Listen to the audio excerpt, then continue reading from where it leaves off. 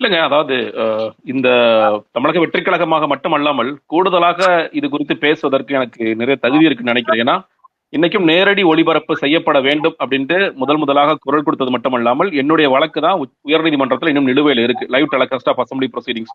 நான் வந்து லோக் சத்தா கட்சியில மாநில தலைவராக இருக்கும் பொழுது இந்த வழக்கை நான் தொடர்ந்தேன். அதற்கு முன்னாடியே வந்து நாங்க ஏற்கனவே யார்ட்டலாம் மனு குடுக்கணுமோ, நாங்கள் எல்லாத்தையும் மனு குடுத்தோம். நாங்க வந்து சட்டமன்ற செயலாளர்ட்ட மனு குடுத்தோம்.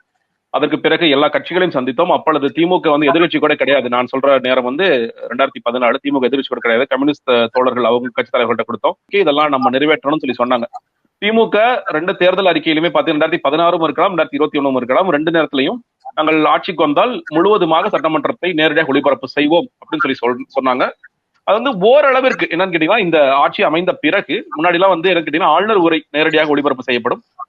அதற்கு பிறகு வேற எதுவுமே ஒளிபரப்பு செய்யப்படாமல் தான் இருந்தது அந்த காலகட்டம் எல்லாம். அந்த காலகட்டத்துல அதிமுக வந்து ஆளுங்கட்சியாக இருக்கும் பொழுது அப்பொழுது அவங்க என்ன சொல்லுவாங்கன்னா, நாங்க வழக்கு தொடுத்த உடனே இல்ல இது வந்து அது சட்டமன்றத்தை குறித்து பேசினா இது வழக்குல இருக்குங்க, வழக்குல இருக்கிற விஷயங்கள் சட்டமன்றத்தில் பேசக்கூடாதுன்னு சொல்லி சொல்லுவாங்க. நீங்க வந்து வழக்குக்கு போனா சட்டமன்றத்தோட சபாநாயகர் தான் இதற்கு குறித்து எல்லாம் முடிவெடுக்கணும், அவருக்கு தான் அந்த சுப்ரீம் பவர் இருக்கு அப்படின்னு சொல்லிட்டு இப்படி மாறி மாறி கேம் விளையாண்டு இருந்தாங்க. இன்னைக்கு வரைக்கும் கேம் தான் விளையாண்டுட்டு இருக்காங்க. அது வந்து அதிமுக திமுக 2 பேருக்கும் பெரிய வித்தியாசம்லாம் கிடையாது. இந்த விஷயத்தை பொறுத்த வரைக்கும் 2 பேருக்குமே ஜனநாயகத்தில் மக்கள் தான் முக்கியமான பிரதிநிதி. அவர்களுக்கு சட்டமன்றத்தில் என்ன பேசப்படுகிறதோ அதை வெளியே காட்ட வேண்டும். தங்களுடைய சட்டமன்ற உறுப்பினர்கள் என்ன பேசுறாங்க என்பதை மக்கள் தெரிந்து கொள்ள வேண்டும். சட்டமன்றத்தில் நடப்பதை முழுமையாக மக்களிடம் கொண்டு போய் சேர்க்க வேண்டும் என்ற அக்கறை இந்த 2 கட்சிகளுக்கு மேலே, திமுகவும் கிடையாது, அதிமுக கிடையாது.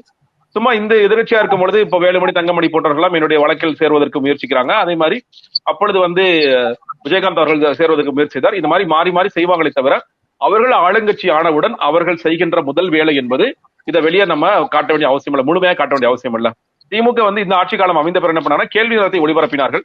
ஆனால் அதே நேரத்துல சிறப்பு கவன ஈர்ப்பு தீர்மானங்கள் வரும் பொழுது அதை யார் கொண்டு வருகிறார்கள் என்பதை பொறுத்து அதை வந்து ஒளிபரப்புறதா வேண்டாமா அப்படிங்கறத கட் பண்ணி விட்டாங்க. இது வந்து எதிர்கட்சி தலைவர் எடப்பாடி பழனிசாமி கொண்டு வராரா, இல்ல இது நமக்கு தேவையில்லாதது, இது வந்து மக்கள்கிட்ட காமிக்க வேண்டிய அவசியம் இல்ல, அது முழுக்க கட் பண்ணிருக்காங்க. அதே உங்களோட கூட்டணி கட்சியில் யாராவது கவன ஈர்ப்பு தீர்மானம் கொண்டு வந்தாங்க, காங்கிரஸ்ல கொண்டு வர்றாங்க, இல்ல வந்து கம்யூனிஸ்ட் யாரை கொண்டு வராங்கன்னா அதை நம்ம போட்டுக்கலாம், நம்ம பெரிய பிரச்சனை இல்ல அப்படிங்கிற செய்வாங்க. அதுலயுமே சில நேரங்கள் இஷ்யூஸை பொறுத்து அதை மறைக்கக்கூடிய வேலைகள் எல்லாமே செய்வார்கள். இப்படிதான் வந்து முழுமையாக நடந்து கொண்டிருக்கிறது.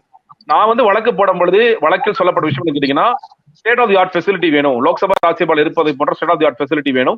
அதுக்கு வந்து கிட்டத்தட்ட 60 கோடி, நான் சொல்றது இந்த வழக்கினால 2013 ஆண்டு காலத்தில் அதிமுக ஆட்சி காலத்தில் அவர்களுடைய தரப்பில் இருந்து கொடுக்கப்படும் பொழுது இந்த மாதிரி 60 கோடி வரைக்கும் செலவு செய்யணும், அதுக்கெல்லாம் பணம் இல்லைன்னு சொல்லி சொன்னாங்க.